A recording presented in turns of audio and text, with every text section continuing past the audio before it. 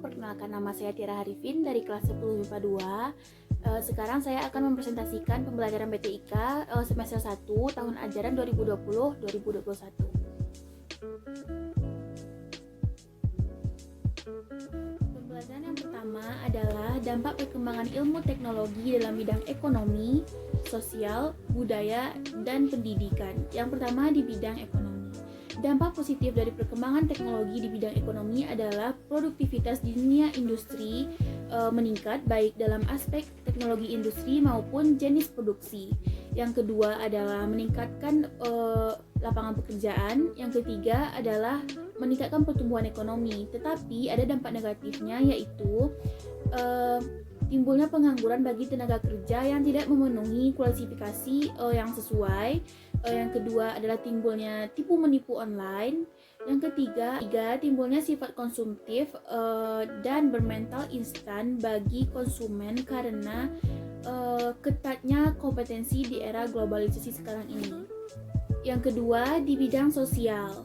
Dampak positif perkembangan teknologi di bidang sosial yaitu yang pertama adalah mempermudah komunikasi terutama yang jarak jauh. Yang kedua adalah mempermudah menyebarkan informasi dengan waktu yang singkat. Tetapi dampak negatifnya yaitu jarang terjadinya komunikasi secara langsung dan juga menimbulkan sifat yang individualis. Ketiga adalah di bidang budaya. Dampak positif perkembangan teknologi di bidang budaya yang pertama yaitu mempermudah kita untuk mempelajari budaya lain. Yang kedua adalah mempermudah mendistribusikan karya anak bangsa dan juga budaya Indonesia kepada dunia. Tetapi dampak negatifnya yaitu terjadi akulturasi budaya, hilangnya kulturalisasi nasional dan juga lokal. Dan yang ketiga adalah mempermudah kita terpengaruh dengan budaya asing. Yang keempat adalah bidang politik. Dampak positifnya yaitu meningkatkan hubungan diplomatik antar negara dan juga mempermudah serta mempercepat hubungan kerjasama antar negara. Tetapi dampak negatifnya itu hilangnya atau lunturnya nilai-nilai politik, timbulnya aksi unjuk rasa yang semakin berani dan juga timbulnya disintegrasi bangsa. Dan yang terakhir adalah dampak perkembangan ilmu teknologi di bidang pendidikan. Yang pertama dampak positifnya yaitu mempermudah mengakses informasi dan dalam tujuan pendidikan dan juga timbulnya inovasi dalam kegiatan belajar mengajar dan juga memungkinkan berkembangnya kelas virtual serta meningkatkan kualitas SDM. Tetapi dampak negatifnya yaitu mahasiswa dan guru cenderung menjadi adiktif terhadap teknologi dan juga memudahkan terjadinya pelanggaran terhadap hak kekayaan. Pembelajaran yang kedua adalah etika dan moral dalam penggunaan BTIK. Etika adalah ajaran tentang buruk atau baiknya sesuatu, sedangkan moral adalah sebuah aspek kejiwaan yang sangat erat hubungannya dengan tingkah laku dan sikap seseorang. Etika dan moral mengajarkan kita untuk bersikap dan bertindak terhadap sesuatu yang sesuai dengan norma di masyarakat. Ada 4 hal yang menyangkut etika dan moral dalam penggunaan teknologi informasi dan juga komunikasi. Yang pertama adalah menghargai ciptaan orang lain. Beberapa cara untuk menghargai ciptaan orang lain adalah menggunakan perangkat lunak yang asli dan juga berlisensi. Yang kedua adalah tidak terlibat dalam penyalahgunaan perangkat lunak sehingga merugikan si pencipta. Apa hal yang tidak menyalahi hak cipta adalah yang pertama menggunakan karya orang lain dalam bidang pendidikan dan juga penelitian, pembelaan dalam pengadilan, tetapi tidak merugikan si pencipta. Kedua adalah hak cipta perangkat lunak. Hak cipta adalah hak eksklusif yang diberikan kepada si pencipta untuk memperbanyak, mengumumkan atau memberikan izin atas itu dengan tidak mengurangi pembatasan-pembatasan yang berlaku sesuai dengan peraturan perundang-undangan. Hak cipta pada umumnya bertujuan untuk melindungi kreasi dari si pencipta, karena untuk menciptakan sesuatu itu tidaklah mudah. Yang ketiga adalah hak atas kekayaan intelektual, yaitu kekayaan yang didapat melalui kemampuan dan kecerdasan manusia yang dapat berupa kekayaan di bidang iptek, meliputi hak paten, hak cipta, hak merek dagang, desain, indikasi geografi, dan juga informasi yang dirahasiakan. Yang keempat adalah Undang-Undang Hak Cipta. Untuk mengatasi pelanggaran hak cipta, pemerintah Indonesia membuat sebuah undang-undang, yaitu Undang-Undang Nomor 19 Tahun 2002 tentang hak cipta, yaitu jika melakukan pelanggaran akan dipenjara paling lama selama 5 tahun dan didenda paling banyak 500 juta. Menurut pasal 30 Undang-Undang Nomor 19 Tahun 2002, masa berlaku hak cipta yaitu 50 tahun. Apa hasil karya yang dilindungi oleh hak cipta, yaitu contohnya semua hasil karya tulis, alat peraga untuk pendidikan, seni rupa, dan juga musik atau lagu, peta, batik, fotografi, dan lain-lainnya. Menurut Richard Mersenne, permasalahan etika diklasifikasi menjadi 4. Yang pertama yaitu privasi, akurasi, properti, dan juga akses. Pembelajaran yang ketiga adalah perbedaan antara hak merek, hak cipta, dan juga hak paten. Secara hukum mereka semua itu termasuk ke dalam hak atas kekayaan intelektual atau haki. Tetapi mereka sebenarnya beda. Hak merek diatur dalam Undang-Undang Nomor 15 Tahun 2001 tentang hak merek. Hak cipta diatur dalam Undang-Undang Nomor 28 Tahun 2014 tentang hak cipta, dan hak paten diatur dalam Undang-Undang Nomor 14 Tahun 2001 tentang hak paten. Hak merek adalah hak yang memberikan perlindungan atas merek dagang dan jasa yang dimiliki. Hak cipta adalah hak eksklusif atas suatu ciptaan, baik ekonomi maupun moral, baik yang sudah ataupun mau diterbitkan. Hak paten adalah pengakuan yang diberikan kepada penemu atas temuannya yang dapat ditetapkan dalam industri. Ada beberapa contoh etika dalam bersosial media. Yang pertama, menggunakan kata-kata yang sopan. Yang kedua, menghindari hal-hal yang berhubungan dengan sara, pornografi, dan juga kekerasan. Yang ketiga, menghargai karya orang lain. Yang keempat, menyeleksi dan juga mengecek kembali sesuatu sebelum disebarkan atau diterima. Dan yang kelima adalah tidak terlalu mengumbar informasi pribadi. Beberapa pelanggaran yang sering sekali terjadi di dunia teknologi. Yang pertama adalah pencemaran nama baik. Pencemaran nama baik ini dijelaskan dalam pasal 27 ayat 3 Undang-Undang ITE, dan sanksinya dijelaskan pada pasal 45 ayat 1 dan 3 Undang-Undang ITE. Dan yang kedua adalah penyebaran berita bohong atau berita hoaks. Sanksinya dan penjelasannya dijelaskan dalam pasal 28 ayat 1 Undang-Undang ITE. Dan yang ketiga adalah pelanggaran atas hak merek, hak cipta, dan juga hak paten, yang sanksi-sanksinya dijelaskan pada pasal 100 ayat 1 Undang-Undang MIG dan juga pasal 102 Undang-Undang MIG. Sedangkan hak cipta, sanksi-sanksinya dijelaskan pada Undang-Undang pasal 27 nomor 19 tahun 2002 tentang hak cipta. Pembelajaran selanjutnya adalah K3 dalam penggunaan TIK. Ada beberapa tips K3 dalam penggunaan komputer. Yang pertama, untuk mata, gunakan filter screen atau kacamata berwarna untuk mengurangi sakit pada mata karena terus-menerus menatap monitor. Yang kedua, untuk lengan, tangan, dan juga jemari, pastikan semua lengan, tangan, dan juga jemari dalam posisi rileks untuk mengurangi radang sendi, dan untuk istirahatlah kurang lebih 15 menit dalam 1 jam agar mata dan tubuh dapat beristirahat.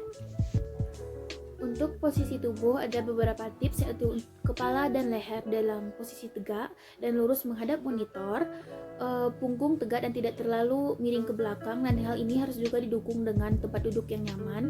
Untuk lengan dan juga tangan membentuk sudut 90 derajat dan setinggi dengan keyboard, dan juga posisi pundak relax, kaki menyentuh lantai. Riset menyimpulkan bahwa pengguna komputer dapat merasakan nyeri otot, nyeri kepala, tulang, apalagi sendi, dan juga tubuh bengkak dan kaku, kesemutan, kram, dan juga gangguan pada mata seperti mata berair, mata merah, bahkan menyebabkan mata minus.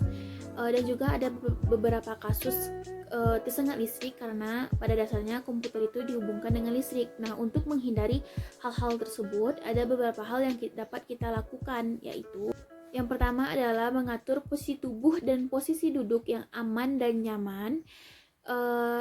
Yang kedua, makan, minum, dan istirahat yang cukup. Yang ketiga, gerakan tubuh sesekali untuk mengurangi ketegangan otot. Yang keempat adalah melihatlah keluar ruangan sesekali untuk merelaksasikan mata. Nah, dalam penggunaan handphone ada juga beberapa hal yang harus dihindari dalam K3. Yang pertama, tidur menggunakan handphone atau bermain handphone sambil tiduran.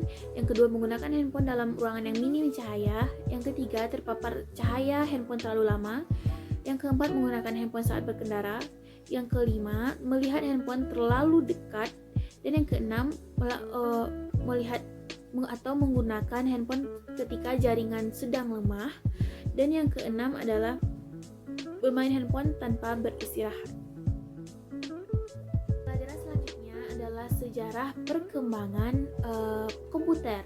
Sejarah perkembangan komputer dibagi atas 5 generasi. Yang pertama adalah generasi tabung vakum, yaitu pada tahun 1946 sampai 1945. Generasi tabung vakum adalah generasi komputer yang menggunakan tabung vakum sebagai bahan dasarnya. Kelemahannya adalah tabung vakum ini cepat panas dan membutuhkan daya listrik yang sangat besar untuk pengoperasiannya. Electronic Numerical Integrator and Computer atau disingkat ENIAC adalah salah satu komputer generasi pertama ini. Komputer ini diciptakan oleh G. Presper Eckert dan John Mauchly di Universitas Pennsylvania yang beratnya mencapai 30 ton dan menggunakan 18.000 tabung vakum serta membutuhkan tempat yang sangat luas untuk menempatkannya. Pembuatan ENIAC ini membutuhkan dana kurang lebih $1 juta dan masih menggunakan bahasa mesin yang hanya dimengerti oleh komputer. Dan inputnya menggunakan sebuah pita kertas dan juga punch card dan outputnya berupa printer. Dua adalah generasi transistor, yaitu pada tahun 1956 sampai 1965. Generasi transistor ini dianggap lebih efisien dari generasi tabung vakum karena membutuhkan dana yang lebih terjangkau dan juga ukuran dan daya listrik yang dibutuhkan olehnya lebih kecil. Bahasa pemrogramannya adalah bahasa assembly dan juga bahasa simbolik, sehingga programmer dapat memberikan instruksi dengan kata-kata. Mesin pertama yang menggunakan teknologi transistor ini ialah mesin yang dinamakan supercomputer. IBM telah membuat superkomputer dengan nama Sperry Red dan juga Straight, serta menjadikan komputer dengan nama Lark yang dikembangkan dengan energi atom. Generasi ketiga dinamakan generasi Integrated Circuit atau ICS yang berlangsung selama 1965 sampai 1971. Pada masa ini transistor masih digunakan tapi ukurannya diperkecil. Nah, transistor yang diperkecil ini dimasukkan ke dalam IC bersama dengan kapasitor dan juga resistor. Generasi ketiga inilah yang menjadi komputer pertama yang berinteraksi dengan cara menggunakan keyboard dan juga monitor yang menampilkan sistem operasi. Komputer ini juga membutuhkan biaya produksi yang lebih murah dari komputer-komputer sebelumnya. Selanjutnya, generasi keempat yang disebut generasi mikroprosesor yang berlangsung dari tahun 1971 sampai sekarang ini. Dibuat dengan dasar bahan yang dinamakan mikroprosesor. Chip mikroprosesor ini memiliki ribuan transistor dan beberapa macam elemen sirkuit yang mana saling terhubung menjadi satu. Intel berhasil mengembangkan chip mikroprosesor ini dan menciptakan Intel 4004 yang mana merupakan cikal bakal perkembangan komputer. Banyak sekali perkembangan yang terjadi pada generasi keempat ini, seperti adanya mouse, GUI atau Graphical User Interface, hingga komputer jinjing atau yang biasa kita sebut dengan laptop. Dan generasi yang selanjutnya adalah generasi kelima yang disebut generasi Artificial Intelligence yang berlangsung dari masa sekarang sampai masa yang akan datang. Nah, teknologi pada masa ini dibuat dengan menggunakan kecerdasan buatan atau Artificial Intelligence yang bertujuan menghasilkan perangkat komputer yang dapat merespon menggunakan bahasa manusia dan juga dapat mempelajari lingkungan di sekitarnya, serta dapat menyesuaikan dirinya sendiri. Dan selanjutnya adalah teknologi komputer masa depan. Pada dasarnya manusia tidak akan pernah berhenti bereksplorasi, belajar, dan berinovasi. Nah, oleh karena itu akan selalu terjadi perubahan dari masa ke masa. Oleh karena itu ada beberapa kemungkinan di era teknologi masa depan yang akan terjadi. Yang pertama adalah adanya lowongan pekerjaan baru, yaitu lowongan pekerjaan untuk mengoperasikan teknologi baru di masa depan. Yang kedua, tuntutan atas keterampilan baru. Hal ini dikarenakan teknologi baru tersebut menuntut manusia untuk mempelajari hal-hal baru untuk dapat mengoperasikannya. Yang ketiga adalah kemungkinan untuk bekerja dengan robot. Selanjutnya adalah tren dan jenis teknologi yang akan hadir di masa depan. Yang pertama adalah tata kelola global. Tata kelola global akan berubah ke arah digital di masa depan. Yang kedua adalah komunikasi bebas hambatan. Yang ketiga adalah gelaran 5G. Yang keempat adalah sistem transportasi cerdas. Yang keenam adanya ekonomi simbolik, dan yang ketujuh adalah augmented reality. Contoh-contoh teknologi yang akan hadir di masa depan adalah yang pertama aspal yang menyerap air, laboratorium atau sawah yang terapung. Yang ketiga self-driving car, dan banyak teknologi lain seperti mesin pelipat baju, sepatu terbang, hologram, mobil terbang, hoverboard. Tetapi hoverboard saat ini sudah ada. Dan tugas kita sebagai manusia hanyalah untuk menerimanya dan menyeleksi mana yang baik dan buruk, serta mengikuti perkembangannya agar tidak ketinggalan, serta juga mempelajari hal itu sehingga saat itu sudah ada, saat hal teknologi itu sudah ada, kita tidak kesusahan dan tidak ketinggalan lagi. Presentasi pembelajaran semester 1 dari saya, Tiara Harifin. Sekian, terima kasih. Jika ada kesalahan saya mohon maaf. Assalamualaikum warahmatullahi wabarakatuh.